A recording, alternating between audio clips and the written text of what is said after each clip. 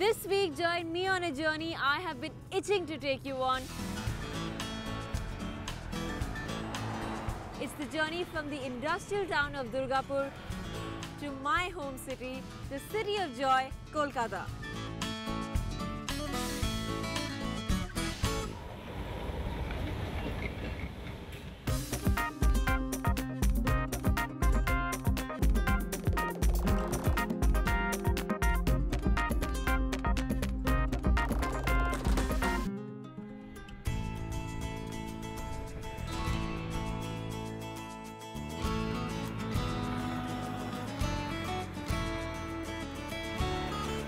Tanked up and ready for the road, I was all set to plunge myself into exploring yet another state.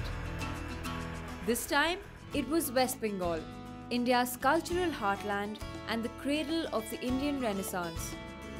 My journey of 169 kilometers kick-started at the industrial township of Durgapur. Driving down one of the most famous roads of India, I explored Bengal's highway culture across interesting towns like Bardhaman, before reaching a destination I like to call home, Kolkata.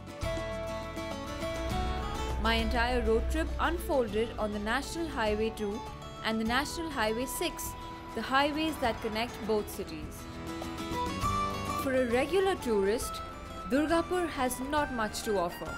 But that doesn't take away from the fact that this area is home to some of the largest industrial plants in the country.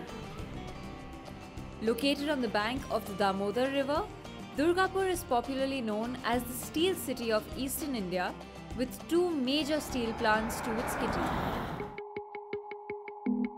Now, the perks of starting out in a relatively small town is you can cut straight to the chase and get on the road. With a car like my ML250 and a highway as iconic as the NH2, this is just what I needed. The National Highway 2, which I'm driving on right now, is also known as the GT Road or the Grand Trunk Road. It stretches from Kolkata all the way up to Peshawar in Pakistan. This historic road that was built by Sher Shah Suri was the same road on which countless armies travelled to and fro to conquer different kingdoms. While it may not be used to conquer kingdoms anymore, this highway, also known as the Durgapur Expressway, continues to be an important trade route. The roads were in an average condition and there was quite a bit of traffic. Luckily, the highway was 4-lane, which kept the vehicles moving. I'm going to be passing through the first major town on my journey called Bardhaman. During the Mughal era, it was called Bard-e-Diwan, which meant the district capital, and that's how it got its name. For a small town, Bardhaman or Bardhaman has an impressive amount of energy and liveliness. It was once ruled by the Maharajas who worked with the British. In fact, remnants of the British rule can be seen scattered across the city even today.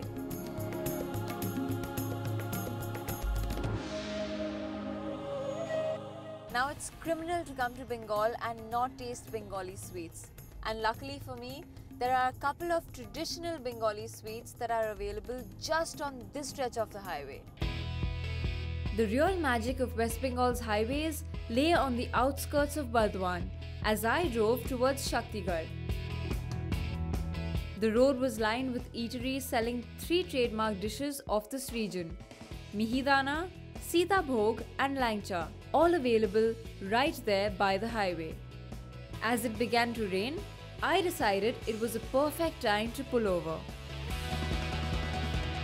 अच्छा, ये सारे मिठाई की दुकानें highway पे ही क्यों है? बर्धमान और शक्तिगढ़ के बीच में जो रास्ता है उस पे क्यों है? अंदर सिटी में क्यों नहीं है? इसलिए क्योंकि वहाँ कस्टमर पहुँच नहीं सकते। वहाँ कस्टमर पहुँच नहीं सकते। अच्छा। इसलिए तो हमारे जैसे ट्रैवलर्स के लिए बना है। उससे सारा दुकान यहाँ हाईवे पर लगाया है। Very good. तो ये मिठाई है? हाँ, मिठाई है। ये बिरयानी की तरह क्यों लगता है फिर? ये सीताभोग है। सीताभोग। हाँ, छाना से बनाया है, लेकिन देखता है बिरयानी की तरह, ये सादी जैसा मिठाई की तरह। अच्छा। इंटरेस्टिंग, मैं ट्राई कर सकती हूँ? हाँ yes.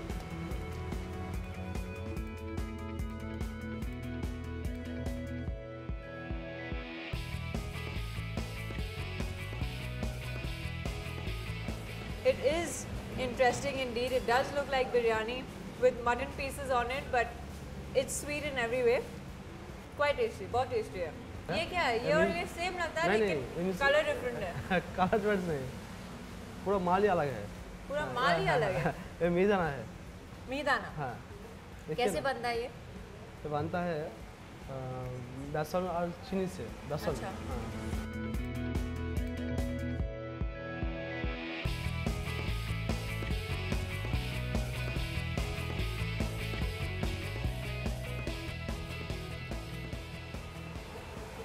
It tastes like laddu, but it's not. It melts in your mouth.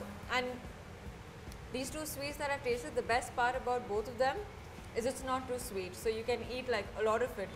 ये क्या है? ये बहुत अलग लगता है, मैंने कभी देखा नहीं। ये लंचा है। लंचा? लंचा।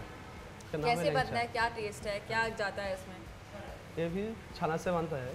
हाँ, देखता है गुलाब जामुन जैसा, लेकिन इसका ऊपर थोड़ा हार्ड है, लेकिन भीतर और अंदर, हाँ अंदर बहुत सॉफ्ट है। खा लीजिए। ट्राई करवाइए। चावल में।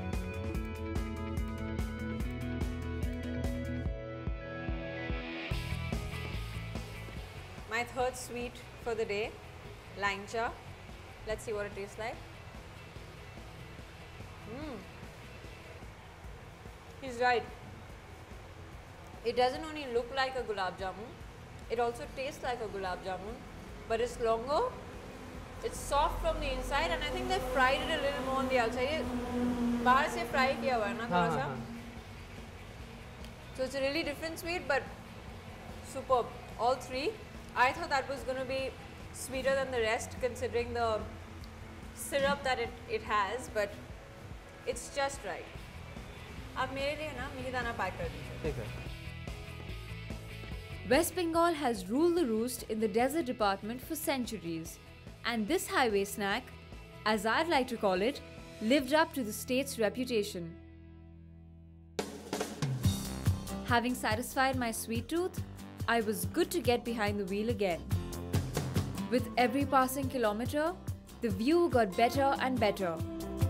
Funny how I'd practically grew up in Kolkata and yet never taken a road trip to the countryside.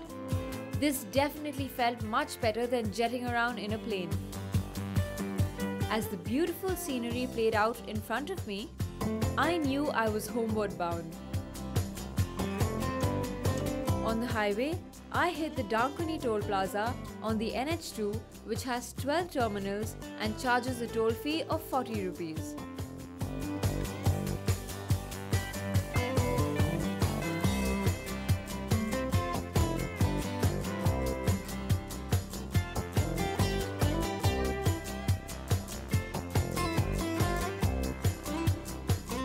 I'm passing through the town of Dankuni, which is where the NH2 ends, and I'm now getting onto the NH6, which will take me straight to Kolkata.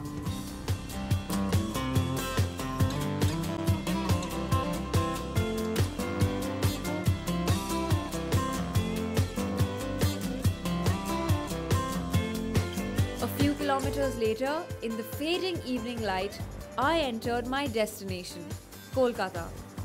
For beginners, the city can overpower your ears with the incessant honking and constant bustle.